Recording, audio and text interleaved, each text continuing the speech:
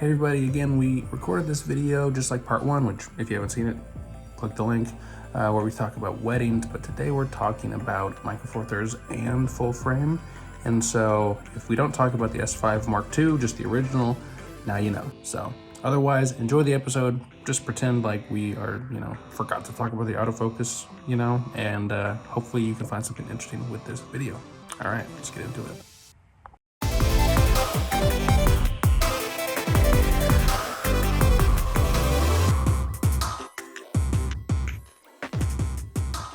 And we are both wedding videographers who shoot both Micro Four Thirds and full frame Lumix cameras. So I thought it would be fun and interesting, hopefully, to have a little chat around the subject and the pros and cons of shooting two systems. So we're just going to discuss the pros and cons of both. Let's do it. So how did you get to have sort of both systems in your life? Why did you choose that route? Sure. I think really what it was for me was using the GH5 for such a long time and starting to have it kind of show its age just a little bit. I mean, it's still a fantastic camera, but I think me, like a lot of people, saw the S5 as a bit of a pre-GH6 before the GH6 happened with some of the features it offered. And so the more I thought about it, the more it seemed like it would fit really well into my workflow. And I eventually picked it up, I think, at the end of last year. Nice. I mean, you're exactly right. The same reason for me. I was desperate for a GH6 and it just hadn't appeared yet. And sometimes in the UK, for weddings in particular, some of the venues are particularly cavernous and dark. And yeah, I thought having something in my setup that would just be brilliant in low light would give me a little bit more reassurance. I think if the GH6 had come out sooner, I probably would have just bought that. But I have no regrets about having the S5 at all. It's a brilliant camera. Yeah, I feel the same way. And, this is not super on point, but I think the S5 is the prettiest or most handsome or whatever you're going to say camera that Panasonic has designed. It just looks so clean, just the body. Again, doesn't matter at all, but it's a nice looking camera. Yeah, and equally as irrelevant, I think the GH6 is a little bit ugly. I mean, I still love it, but it's such a chunky little thing, isn't it? Yeah, he's definitely like the weird littler brother, or maybe bigger brother. I don't know. He's the strange cousin to the S5 or the S1H for sure, where it's just like, it looks good, but something's a little, yeah. Great value conversation as always on my channel. Of course, gotta go with aesthetics, But at least the GH6 looks like it's there for business. You can't deny that. Mm-hmm. I guess if you could boil it down, what was some of the few things about the S5 in particular that kind of drew you to it from just a filmmaking standpoint or whatever standpoint you want to judge it by? So primarily because I was shooting the GH5 before that, it was pretty much low light performance that made me want to see what the S5 could do. Having sort of used the full frame system for a while, I do kind of think there is a time and a place for that super shallow depth of field look, particularly in wedding photography, more so than videography, though it is quite nice in video as well. So it was those two really, and I liked that it was small because I did have the S1 for a hot minute, and that was just too big for my stupid tiny hands. So the S5 ticked the boxes of it being more portable and also being great in low light as well, which it really is. Yeah, and that's the same for me as well. The low light was just very appealing to me, and the idea of the dual gain circuit was very appealing to me, where I, using the Blackmagic Pocket 4K or the GH5S a few times, I know a lot of people said that, hey, the GH6, all I want is a GH5 plus a GH5S, a image stabilized dual gain sensor. And when the S5 comes out with an image stabilized dual gain sensor, I think a lot of people were like, well, that's it. That's everything we asked for from the GH6. It just happens to be in a full frame camera. And so that was definitely something that appealed to me for sure. Yeah. What do you think are the downsides of having a dual sort of system? So the downsides are definitely just the uniformity. You know, every lens can go on every camera, every battery can work in every camera. I mean, at least the batteries are mostly swappable if you've got the newer type, but I think just, you know, after selling some of my Micro Four Thirds gear and kind of splitting things up a bit, having to have not two full sets of lenses for each format, but, you know, having to pick and choose, oh, I need an ultra wide angle. Well, I don't own one for my full frame, so I guess I'm going to switch back to the Micro Four Thirds. Yeah, it's just as annoying that obviously that you can't use all the lenses on all your cameras. That's the big one for me where I get a little frustrated with. Yeah, I totally agree. And when the L mount sort of system was relatively new, you were kind of tied to a lot of the Lumix branded lenses, which are probably the best. And I know you use the Lumix branded lenses, but I'm really glad that we have the Sigma offerings and there's Maker and there's a lot more third-party options now that are a little bit more affordable and a little bit more quirky. And I do the same as you. It's like I've got a certain set of lenses for my full frames, which tend to be more portrait orientated, and then I have every lens under the sun for Micro Four Thirds. Right, and you know, I'm just not in a position myself where I can justify getting a standard wide telephoto for both systems so I can completely interchange and swap things out. I do feel a little bit like pigeonholed into like, okay, I'm during the ceremony, I need a really telephoto shot of the couple and it's a low light, so obviously I'm going to have to put my S5 on that tripod in the back, even if I might rather use it for something else. It sort of ends up pigeonholing me sometimes into shooting a certain way, which is, I guess, a con. But then in other situations, I'm like, oh, I'm feeling like full frame today. Oh, I'm feeling like Micro Four Thirds today. Picking the right tool for the job is the benefit of getting specific, but that also can limit you. So it's a weird, like, yin-yang duality thing for sure.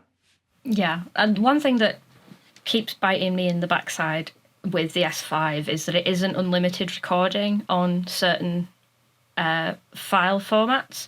So when I'm shooting a ceremony or speeches, you know, you got 29 minutes and then you're out of luck. You're out of that one. So you have to go back and sort of stop and start it in the middle. Whereas your GH series is properly unlimited, which is wonderful. Do you have the same problem with that, or have you found a way around it? Or I definitely have, but again, just with me doing so much associate shooting over here in the States, I find that not as many people as you would think shoot 4K, which is where you run into those limitations on the S5. And so personally, I haven't overly ran into it.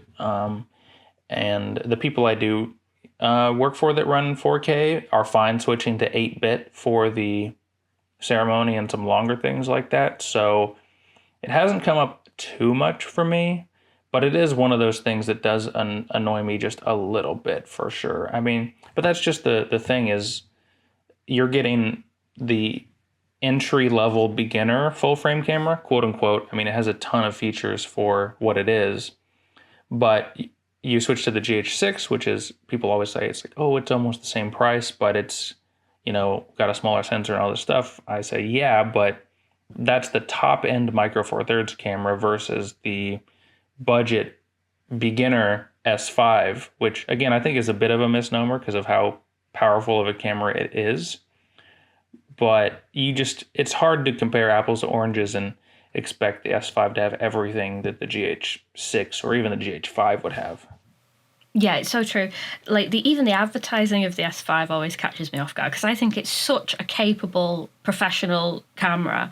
But I see this Facebook ad all the time, and it's like this lady in Paris holding it on a selfie stick as though it's like a vlogging camera, and that's all it could possibly be. And I just think it's so strange because that's like the last thing that it is. You could run your business with your S5. I do run my business with my S5 and my GH6.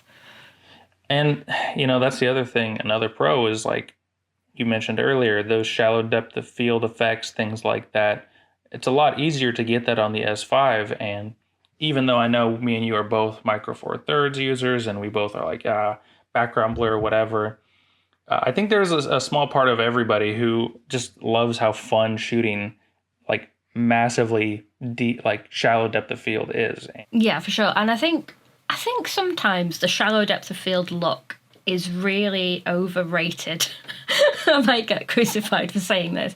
But, you watch a film and, it's not all shot at 1.2. So much cinematic, with quotations around it, is, the f5.6 look. It's not necessarily all super duper blown out backgrounds. So it annoys me when people equate full frame to cinematic, because it's not always the case. No, I 100% agree. And that's why it's such a trope, is like, hey, this is such like a easy way to get cinematic results, quote unquote. But it also can be very overly done and can be distracting for certain types of work. I shot some sort of talking head interviews on the S5 with 24-70, and I'm like, man, 2.8 is too shallow for this particular situation, I thought. I've done exactly the same thing. I remember the very first day that I got my Sigma 85 1.4, which, if you've been on this channel before, I'm slightly obsessed with. I was doing an interview sort of thing to camera for one of the corporate jobs, and it was a multi-day shoot, so there's a little bit of room for experimentation. And I shot myself on camera at f1.4, and oh my God, it looks like I'm on a green screen. Like, the background is so blurred out. I could have been anywhere in the world. So I'm never doing that again. If we go back to some of my favorite lenses, those 1.7 Leica zooms, they give you a 3.4-ish depth of field, but they give you the light of a 1.7. And so you can get more light onto your sensor, which, people say that's what Micro Four Thirds struggles with, is that ultra low light. But being in like a moderate situation and having your ISO really low, but not having your depth of field so out of control that you don't know where you are, or it looks like you're on a green screen, is definitely a advantage for Micro Four Thirds, in my opinion. That's really interesting. I have always wondered, the debate around whether you should double the aperture like you do the crop factor. But 1.7 is 1.7, as in that's how much light comes in, and then your depth of field is the equivalent, how it looks. Is that the right way to describe it?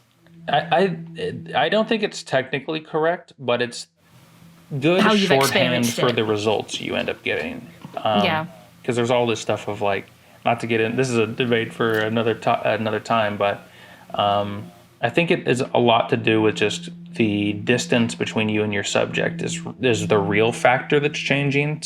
Yeah, that's really interesting. One other thing I love about Micro Four Thirds lenses is you can tend to shoot much wider open and still have everything in focus, but also wider open, it tends to be a lot sharper than some full frame equivalents in my experience. Like, I think on the whole, Micro Four Thirds lenses are super sharp. Yeah, Micro Four Thirds lenses are something about them. I actually just thought of a whole concept for a video, which I'll ruin right now, I guess, but there always seems to be what I'd kind of describe as an X factor for Micro Four Thirds lenses. They tend to push the envelopes a little bit more compared to full frame lenses, whether that's smaller size or bigger zoom range or faster aperture or little fun bits like being able to focus extremely closely.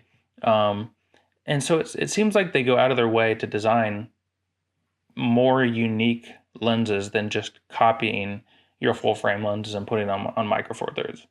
Yeah, and sometimes creating lenses that can't or don't exist in a full frame equivalent, like some of the Olympus zooms and the Lumix 1.7 constant zooms. the 10 to 25 and the 25 to 100, which I've just got to have a tinker with. I haven't actually started yet. But you use those two quite a lot, don't you?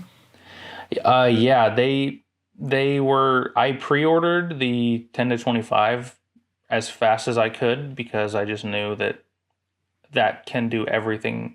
90% of what I need to do, I can take care of with that lens.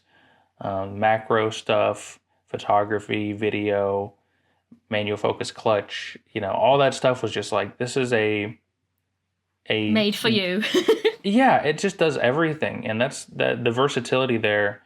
Kind of blew my mind. And yeah, I'm excited to give them both a good test because in sort of my personal photography and travel photography, etc., I love having a selection of lenses. I love nothing more than being like, oh, what should I pick for this? But when I'm doing a wedding, the last thing I want to be doing is changing lenses all the time. And if I can get away with just keeping 2 primes on all day, I will. So I think the versatility of the 10 to 25 in particular might just be ideal.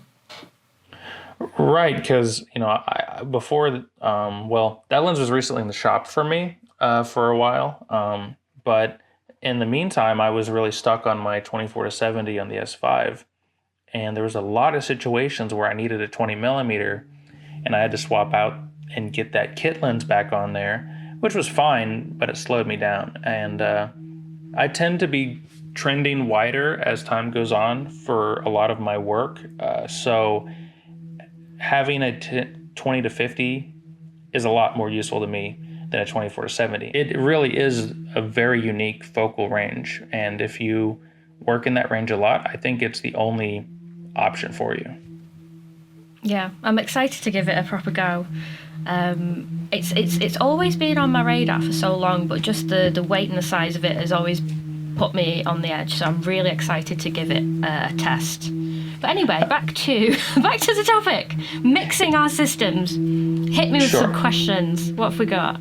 Okay, so we'll see this. We'll see this. If you had to choose one for your work, GH6 or S5, I guess let's put it this way. If someone's struggling between, let's say, the S5 and the GH5 Mark II or GH6, do you have any advice for which way they should go if they're going to commit right now to one system, full frame or micro four thirds?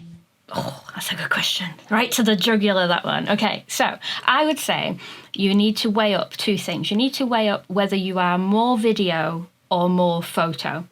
Because I do think if you are primarily photo, the S5 has a lot of benefits. But then the other thing is weighing up what you are shooting. If you're always in tricky, dark lighting conditions, like gig photography, for instance, it may be that the S5 and the low light reproduction is worth it. If you're shooting a little bit of everything like I do, then I would say the GH6 ticks 99% of what you would ever need.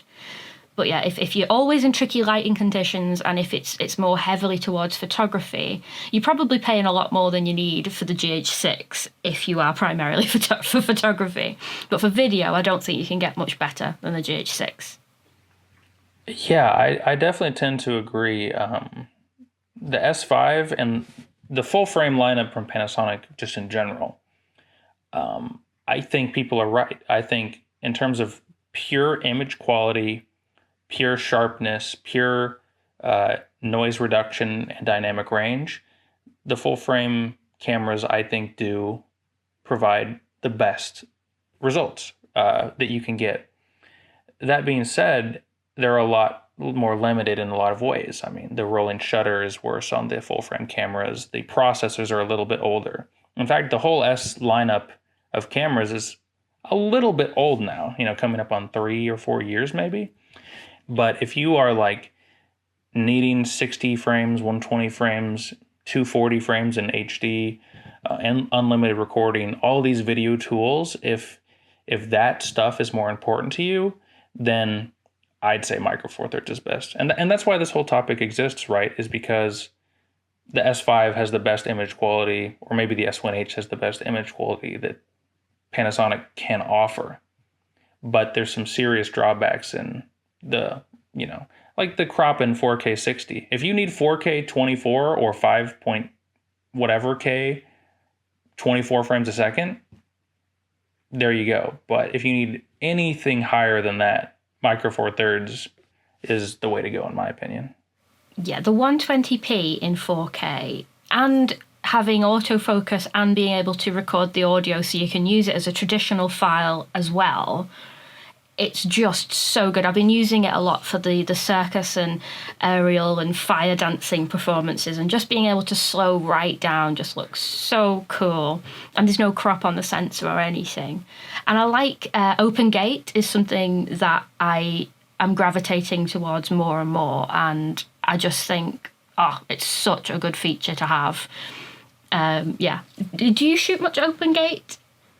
Yeah. I remember we both have our open gate videos, so link in the description or whatever. But I think it's a great feature, and that's my thing. I'm like, until the new Fuji camera that just came out, I don't know of any other cameras outside of Panasonic that have that open gate feature, and it's just so useful for getting the highest resolutions and most flexibility when it comes to cropping in post. Or I think how we tend to use it is that those cropping for social media spots and things like that. Yeah, it's so good. And I'm really looking forward to moving into some anamorphic glass soon, hopefully. So having the full Micro Four Thirds sensor to get the best possible image quality out of that is good. I'm a backer for the Moment anamorphic adapter, which I know is kind of semi-anamorphic, but I really want to get the Laowa anamorpho lenses as well. I tend to shoot very widescreen. I tend to edit widescreen for my wedding films, so I think anamorphic would just fit straight into my workflow. Oh, do a full anamorphic wedding? That would be quite the trip. Yeah, I'm thinking because I tend to sort of cheat the widescreen look just by cropping in my standard ratio. I could do the couple portraits with the anamorphic, and then everything else using everything else that I've got, maybe a Helios lens or my Canon FDs. Get some really stylistic glass, because I edit my own videos, so I can be as weird and creative as I want. If you're shooting anamorphic, I think Panasonic Micro Four Thirds is the best format in that budget. I don't know. I kind of stumbled into this dual system way of shooting, but I think I've become so used to it now, and I really enjoy the benefits of it. I don't even know if I want to pick a team. I don't even know if that's anything that I want to do. And I mean, it is inconvenient having two different lens mounts, as we've discussed, but on my vintage lenses, you can adapt to either system. So there is a lot of crossover in that sense for lenses. So I don't know, I really quite like it. I know it's a bit weird, but I do quite like it. Adapting vintage glass, I forgot how easy and good it is to do on a full frame camera. I used to do it a lot with the original Sony A7 back in the day, and just having the dumb adapters and no need for focal reducers or anything, and just having it work as a full frame lens would work is so much easier. You don't have to wrangle the crop as you do on Micro Four Thirds. So yeah, I do like the vintage glass on the S5. Yeah, and I think if you are a big vintage lens guy or gal, you definitely want to take a look at the full frame cameras, because it lets you take so much more advantage of the full frame 35 millimeter format film lenses, because you just see the same angle of view. I've wrangled the Helios to look quite cool. So I've got the anamorpho front filter. It just gives you an oval bokeh. It's a complete cheat, but I feel like it gives a little bit more interest into the bokeh in the background. So even though it is cropped in and you do lose a little bit of the swirly whirliness, that's the official term of it, by the way, the swirly whirliness.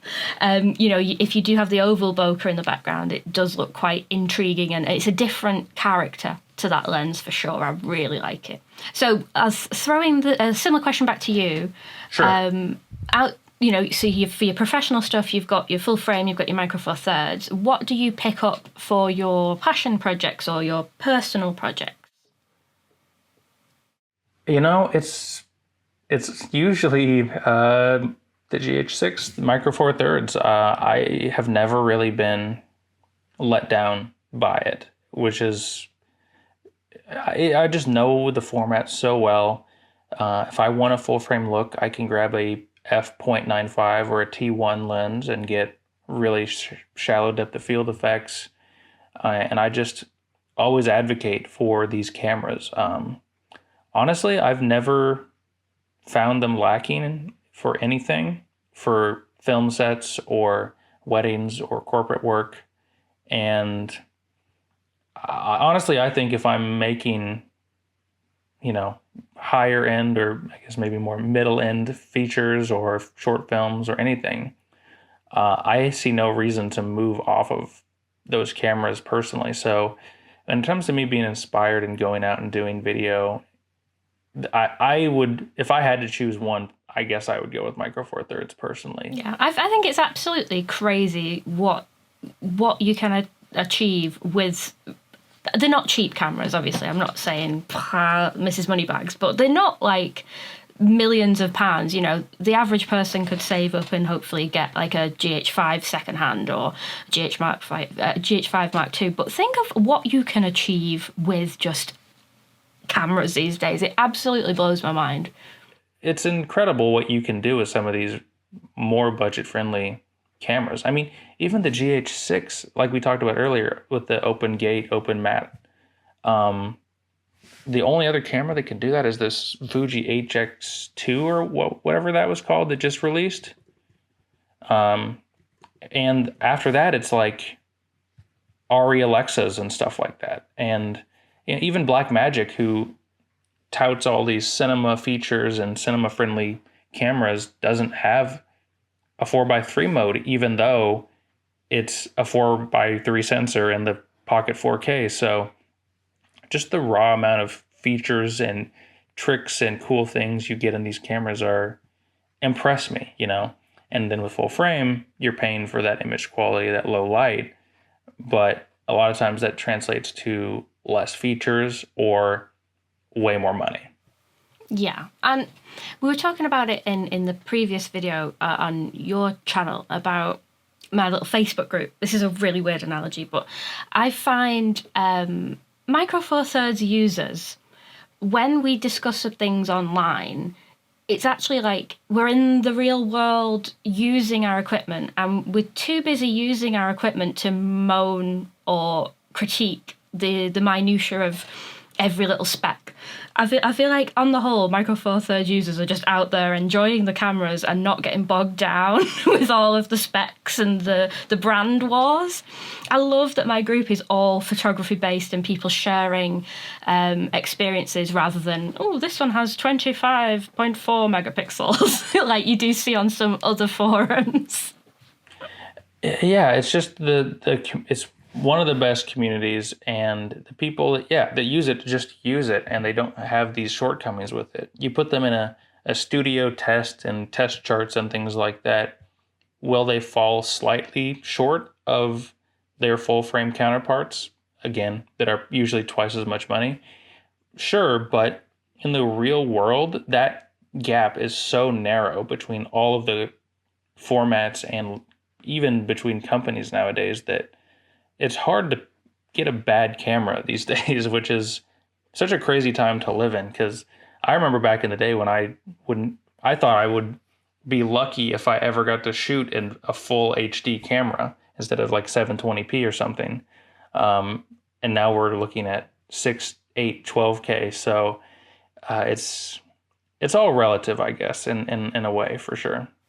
And when you're talking about sort of, the quality gap between a full frame Micro Four Thirds or whatever it may be, I still think that the videographer or the photographer can close that gap very quickly. Like, I'd rather have you with a GH4 who spends all of his time using the equipment and knows it inside out versus someone who's buying a top-end Nikon or whatever that doesn't really have the real world experience. You can have the best tools in the world, but if you're not out there using it and getting your own experience, you're not going to get the most out of it. Exactly. My hierarchy is lighting, lenses, and then cameras. I can make any camera and lens look great with a great light. I can make any camera look great with a good lens and a good light. And so the camera is almost an afterthought for me. And with the flexibility of the Micro Four Thirds mount and the features it offers, it just stays out of my way and lets me take the most advantage of the lenses and the lighting I put in front of it. And that's the easiest way I can probably summarize why Micro Four Thirds just feels right to me. Yeah, that hierarchy is so true. And it's what a lot of people that talk about specs as opposed to being in the real world, getting hands-on experience, stumble upon. It's the camera body. It is important to a degree, but you need to know how to light a scene. You need to know how to position yourself if you're using natural light. You need to know your camera settings. If you can get all of those things right, as you say, it doesn't matter really what you're shooting on. It could be an iPhone. So you need to just find out what can stay out of your way the most and help you achieve the look you see with your own eyes, and learn that tool well enough for you to be able to recreate what you're seeing in your mind or what you're seeing in front of you to the most accurate, and true version of what's happening. I feel like I might be getting a little too philosophical with that one, but no, I totally agree. I like that. No, I like that a lot. I mean, my little G100, bless it. I'm really happy with the photography I've got out of that and some of the video footage. And it is just about knowing how to expose Vlog correctly and knowing the limitations of 8-bit and knowing the limitations of the camera and modifying your approach to get the best out of the tools that you have.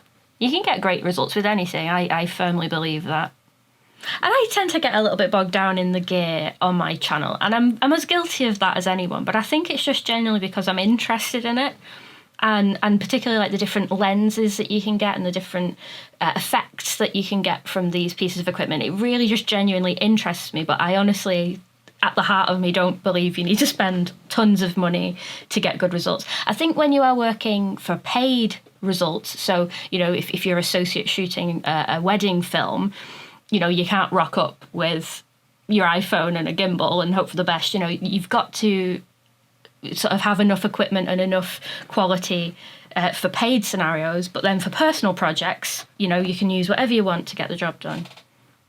Exactly. As long as it looks the business and to some level and can provide the results.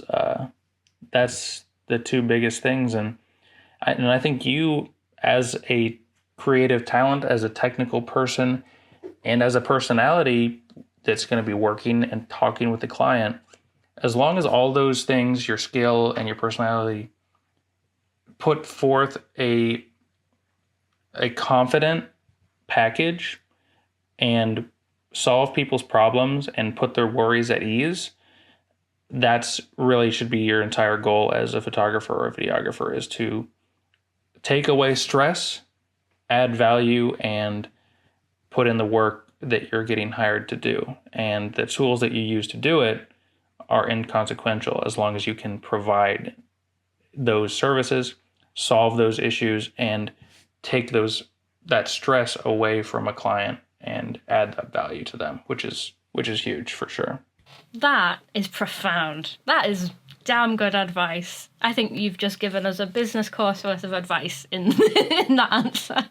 Well, I always say that. I'm like, if you're a vendor, I guess just use weddings like we talked about in the last one. Maybe I'll edit this into the wedding video one. Who knows? But, whether you're in a corporate setting or a wedding or whatever, but especially weddings, I think everybody's secondary job as a vendor is to relieve stress from the couple, because if you're getting the best shots ever, but you're stressing the couple out because they're late for their ceremony because you spent too much time doing their solo portraits or whatever, that's not a good experience they're gonna have with you. And I always have a consult with my couples before the day, and I have a a schedule of everything. So I say it at the end of every consult, I've got all the information I need now. You can trust that I'm going to be getting on with it, and all you have to do is look gorgeous and enjoy your day. It's you want to go into every wedding as prepared as possible, and as you say, take away stress, never add it. Sometimes that's like when I did a wedding in Scotland pre-COVID. We wanted to get some photographs on this jetty, and the bride didn't want to ruin her shoes, so I gave her my shoes. I gave her my trainers, and she put them on so she could go out, and we got some beautiful photos of her on this jetty. And it's just little things like that, just being personable and being professional and being confident and being helpful. It sounds like we have very similar styles. So, hey, if I'm ever in the UK and you need a second shooter, we would make the most formidable wedding company together. I think it would be great. I think you're right. So if you ever move to the States or I ever move there, we'll make something happen. Excellent. Well, thanks again for coming on here and talking with us in part 1 about wedding filmmaking with Panasonic cameras. In part 2, mixing or splitting or keeping all in one your formats. If you guys didn't check out part 1, I think you should hop on over to my channel and check that out. And I just want to thank you again for coming on here, chatting about some stuff that we might hint at but not fully talk about in our YouTube video main channels. And I really appreciate having the chance to sit down and talk with you about some of this stuff. No, it's been wonderful. And I think you're right. I think sometimes you do need a conversation to bring up these anecdotes or pieces of advice. Sometimes it wouldn't naturally come out if it's just you and the camera. So I'm hoping the viewers have got some value from both of these videos. No, for sure. And if you guys learned anything from this video or the previous video, definitely let us know how you think, what do you think about this format? Did you learn anything, or do you have anything to add about your own experiences with these cameras?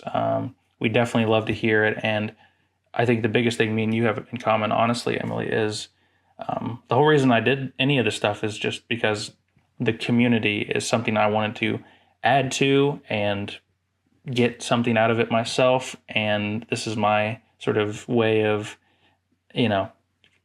being more involved in this Micro Four Thirds community online through every avenue that means. So I appreciate you giving me the opportunity to continue to progress that journey, I guess. Honestly, if I have a technical question, you are the first person I contact. You've helped me build my rig. You've helped me wrap my head around Open Gate. You've got such a wealth of knowledge that so many people in this community will definitely get value from. Oh, well, you're too kind to me. I just, I figured, so I have too much knowledge in my head. Some other people might be struggling with other elements like I used to be, because we all were that person at some point.